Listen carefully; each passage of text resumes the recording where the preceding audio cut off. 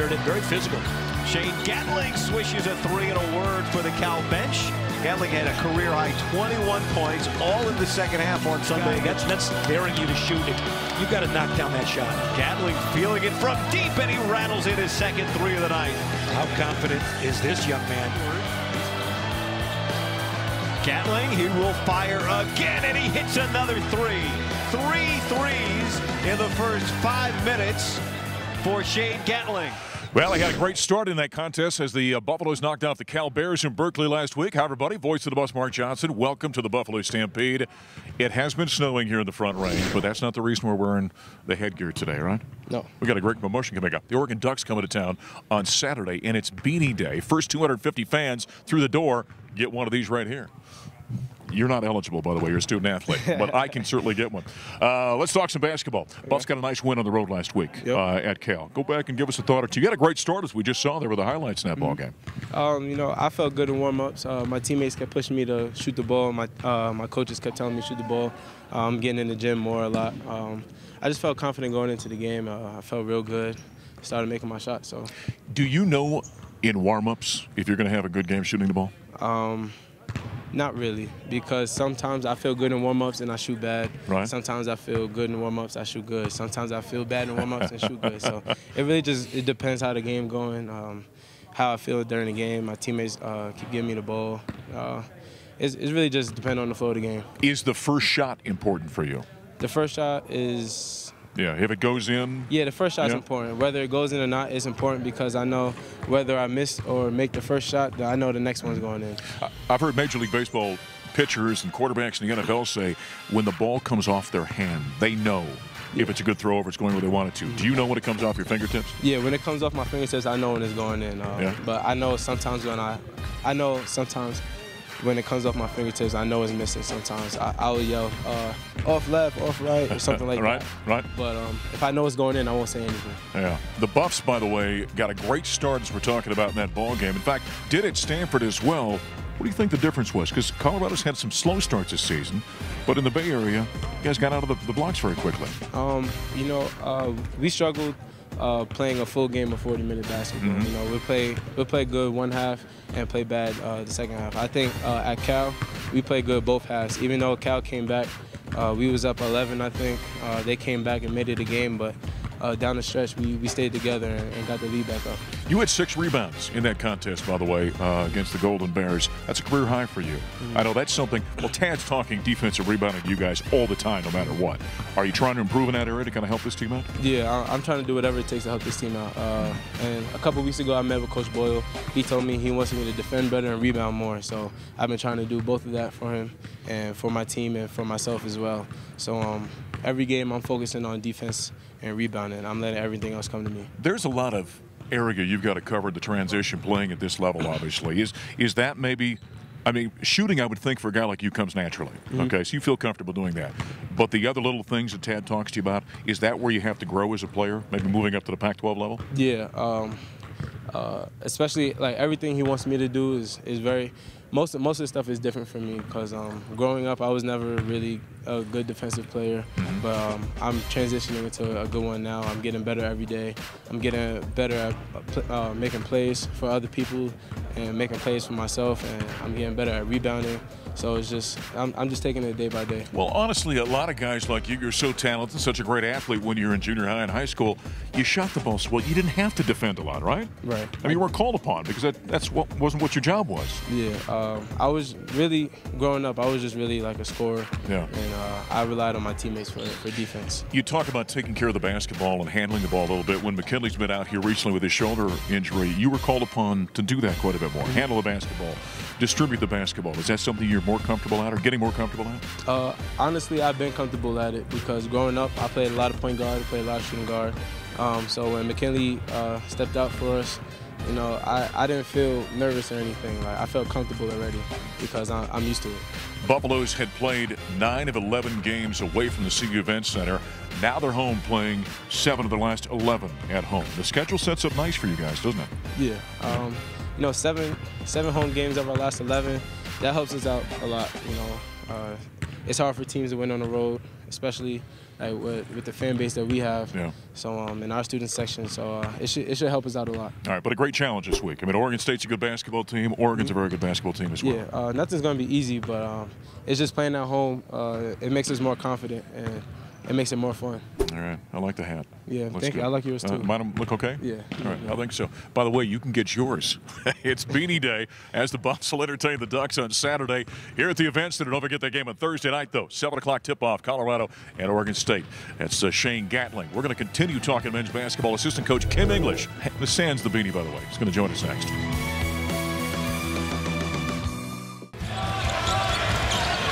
Gatling, jump stop.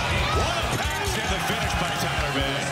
That was an instructional video on how to get into the lane. We saw David. And he throws it right into the hands of McKinley Wright.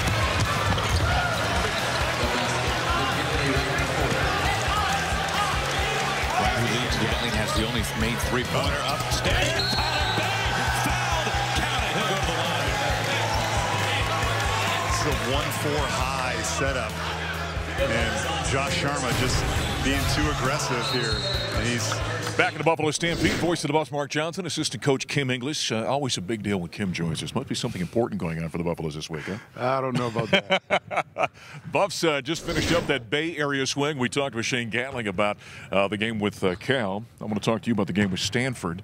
Wonderful start for Colorado in that ball game. And, you know, Scott and I are talking on the radio broadcast on the Colorado Basketball Network about how well the team seemed to be taking to heart what you guys put in that scouting report in that ball game. Very sharp in the first half, and then things got away from the Buffaloes in the second half.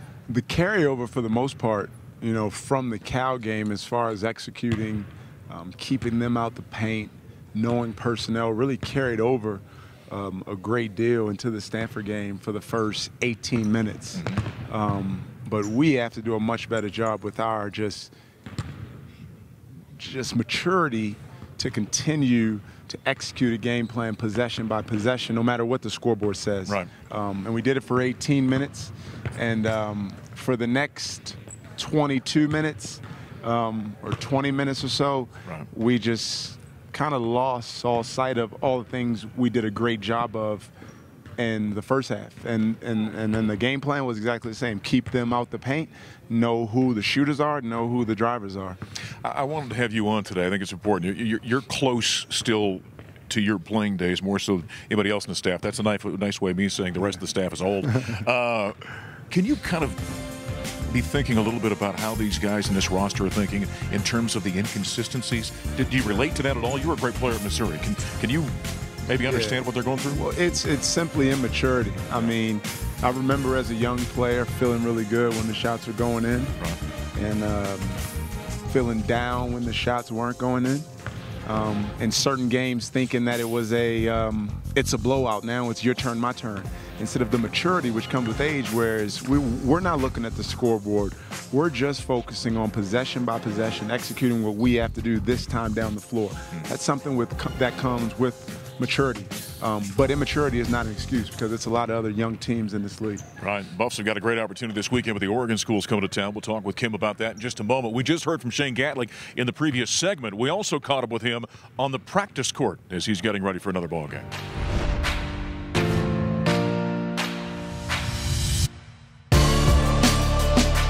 My name is Shane Gatling. I'm a junior and I play shooting guard. I started playing basketball around 6 years old. I made a name for myself my 10th grade year in high school. Out of high school, I went to Niagara University, and then I transferred out, went to junior college in Iowa to Indian Hills Community College, and now I'm here at Colorado University. Colorado felt like a great spot for me. The coaches came and watched me play some of my games in junior college. I met with Coach Boyle at my school in Iowa, and they seemed really interested in me, so I thought it was the perfect spot for me to come here. I get along with my teammates really well. Ever since I first got here, I felt like I had a new team of brothers with me. There's never any arguments on the court. It's either we're helping each other out or we're getting better by ourselves. So I have a great relationship with my team, and I love my team. The level of play is different at junior college and at Niagara. I'm at a higher level now. But the transition for me coming here has been great so far. For the second half of the season, we're playing all of the Pac-12 schools, and to end the season, we're looking to win the rest of our home games, all of our home games. And we're looking to make a run in the Pac-12 tournament and win the Pac-12 tournament and even win a game in the NCAA tournament. Go Buffs.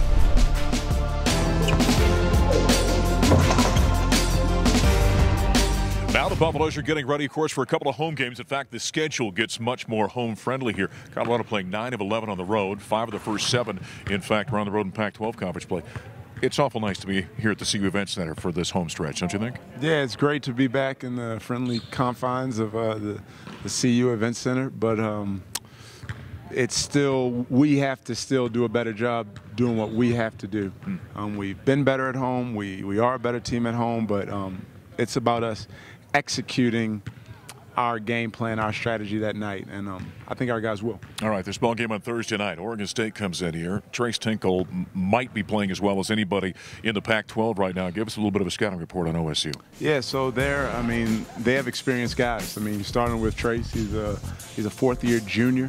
He's played a lot of college basketball. Stevie Thompson's been a starter since he was a freshman. Ethan Thompson, I said today, is an experienced sophomore with all the minutes that he played last year, similar to McKinley, but the game plan starts and stops with those guys. Yeah. They make up for 70% of Oregon State's scoring, 55 points a game, and we're going to have to do a great job understanding personnel, giving those guys a lot of attention, and really cutting their water off, not letting them get started. And again, keeping the ball out of the paint. With a guy like Tinkle, who's, I like to say, he's a clever player. He's skilled, all these kind of things. How do you deal with him inside? Yeah, you have to just be physical with him at any chance you get, at every juncture you can. And the group having the understanding that it's not just on Deshaun Schwartz or Tyler Bay to stop Trace Tinkle. It's the guy on the ball and the guys in the gaps. When he's posting up, it's the guy that's fronting him and the guy that's on help side. It's us in transition, sprinting back and making him see a wall. He can score on every level of the court. It's going to be Arizona State and Arizona did a great job kind of chipping at him. And I use the analogy with our guys like kind of like a pack of wolves. They were like just, touching them, hitting him, bumping him, guarding him. Making him uncomfortable. Multiple guys, making him uncomfortable at any chance we get. All right, going to be a big game on Thursday night. Good luck. Thank you. All right, Kim English, assistant coach for the Buffaloes, as they get set to take on the Beavers on Thursday and then the Ducks on Saturday here at the Event Center. Coming up next, to CU women. They're on the road. Assistant coach Alex Earl joins us next. Now going from deep, and that's in for 3. Buffalo's back within 1. There's Robinson, open right wing 3, knocked it down. Second tray of the game for the Buffaloes. They think you might need a break or 2, and right now that shooting is not where Stanford wants it. Jang, that's where she wants it. Buffaloes have 3. Back in the Buffalo Stampede, talking women's basketball on Voice of the Bus, Mark Johnson. First time we've had Alex Earl, I think, on the program. Yeah, I think so. We should have like confetti or something called. Totally, for the first totally. time. Buffs coming off a couple of losses over the weekend. Stanford and Cal here at the CU Event Center. I want to go back to that Stanford game last Friday night. Short-handed. How many players total? Did you have 7 or 8 players? We had 8. 8? We Okay. had a solid 8. Yeah, we were battling. What an effort, though, by the Buffs in that Yeah, we were battling some injuries, sorry. And obviously people had to step up. And we did that, actually. Right. We battled with number 5 Stanford that entire game. They were actually 0 for 13 from the 3 in the first half, which was really funny. Right. It was awesome. And then they went on a streak. And then they went on a streak in the second half, obviously. But it was really good. It was good. It says something, though, about being shorthanded, kind of the intestinal fortitude of this team a little bit, and then overcoming some of the liabilities with players not playing. Yeah, definitely. I mean, we have such a young team, so much potential, and obviously the injuries don't help. So, but we'll get there. We're getting healed. We've seen that on the men's side as well, with the point guard going down, with McKinley not being out there for a game and a half or something. I saw and that. the same thing with your team, with Kennedy not being out there. Right. I mean, you take that leader, one of the great players in the program's history, the quarterback, if you will, on the court. Yeah. That's tough to overcome. It is. I mean, we could start with Aubrey Knight, who is she's a huge impact on our team from a rebounding standpoint, a defensive standpoint, all of those things. We lost her, and then Ken is huge. I mean, she's exactly what you said. She's our quarterback. She calms us down. She gets us into sets. She's obviously a great player on top of those things. So, yeah, and then Peanut sat out our Stanford game as well. Right. So She was a starter as well. So yeah, it was a tough weekend for us. One of the things we all, of course, loved about Kennedy, having her on the program and on the radio show and different things, she's a gym rat. She loves this game. She does. I would imagine as a staff, you got to kind of come alongside her a little bit now that she's missing basketball. Yeah, we have to remind her that she needs to stay off her foot. Right. So it's funny that she does have a scooter, but she'll be up walking around trying to get shots up. We're like, Ken, sit down, get off your foot. So yeah, she's a gym rat, and it's tough for her to sit still. But she's getting better. Sela has done a nice job. She has, hasn't she? Yeah, she has. She's being more aggressive. So Coach Shan has been talking to her a ton about be aggressive, get to the basket, shoot the ball, do those things. Because she came in kind of timid at first, you know, but she's settling down and she's doing really well. This is a great weekend for her. All right, as a member of the staff, kind of what's your role? What are your responsibilities? So I'm one of the assistant coaches. I kind of do a little bit of everything. Okay. So a little on the floor, obviously, the coaching part, a little recruiting, some behind the scenes stuff, academics, admissions. All that good stuff. Being that you played relatively recently, you know, with Kim English, you get out there with the guys every once in a while. You get back out there and mix it up a little bit? Yeah, Coach Shan and I do, too. All right. Yeah, both of us. And it's fun. All right. We have some practice guys. And you can still hold your own? Yeah, I think so. I think so. I hope so. More with Alex in just a moment as the Buffs get set, of course, this weekend to jump back on the road, that is, or heading up to take on the Oregon schools.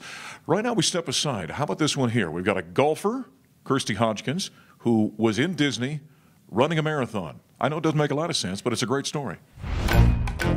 In January, I did the Dopey Challenge, which is run by Walt Disney. It's a 5K, a 10K, a half, and then a full, 4 consecutive days. The 5 and the 10, like, they're pretty chill. Halfway during the half, the legs started hurting. Just starting the full, it was painful from beginning to end. It was crazy. So I'd never done a Disney event before, and they have characters lining the streets. You run through the Disney castle, all of the parks. It's pretty cool. So I did it with my sister, and we always see photos from the Disney Marathon of people completing the Dopey Challenge, and we were like, this is probably the only time we're gonna do it. We're both in America. Let's go do it. Definitely don't want to do it again, but that may change. I mean, I've already signed up for my next half marathon, so it probably won't be long before the full comes along. Golfer in Disney running a marathon. Ever run a marathon? No. No, do you want to run a marathon? No, I do not. You're running up and down to court. That's enough for Alex. We continue, by the way, the Buffs on the road now, trying to snap this 8-game losing streak. Boy, not going to be easy this week. You got a Friday night game at Oregon State, and then Sunday at Oregon, both top 15 teams. Yeah. And they're both actually, Coach Jay was talking about them a little bit earlier today. They are very similar. Both really big, strong, and can shoot the ball. Yeah. So it's going to be tough. Great challenge. Now, with a team like this, going through this kind of circumstance, you got to kind of massage this team and kind of keep them positive and understanding what they're working towards, right? Yeah. We've been watching a lot of film, learning, because we are so young. It's stuff that's under our control, some of the mistakes that we're making, but we'll give them a run for their money. Under the circumstances, do you rely upon an older player like Alexis Robinson or when you're having stretches like this? Yeah, definitely. Yeah. Just because she's more experienced. Her and Quinessa Kayla Doe, they're both more of the vocal leaders as well as on the floor. So a lot of our younger kids kind of follow in their footsteps and their energy for games. So definitely. Well, good luck this weekend, and for the first time, nice try. Yeah, thank you for having me. That was fun. Come back anytime. Assistant coach Alex Earl with the CU women. They're on the road against the Oregon schools this weekend. Coming up next, they got a scrimmage this weekend, and their home opener coming up a week from this coming weekend. We're going to talk some women's lacrosse coming up next.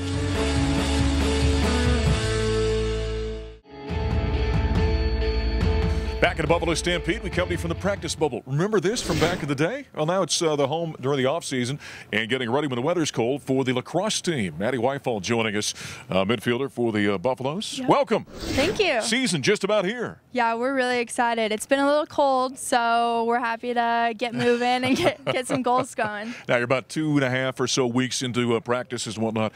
How have things been going for the Buffaloes? They've been really good. Everyone came back. They did what they needed to do in the offseason, and I'm really looking forward to the older girls really stepping up, and especially some of the younger girls too, seeing what they have to come to bring to the table. When you come off a season like a year ago, Buffalo's got to the second round of the NCAA tournament, that kind of sets the bar and kind of sets expectations a little bit, doesn't it? Yeah, I think it really hyped us up, honestly. I don't think any of us are intimidated by it. I think we're really excited.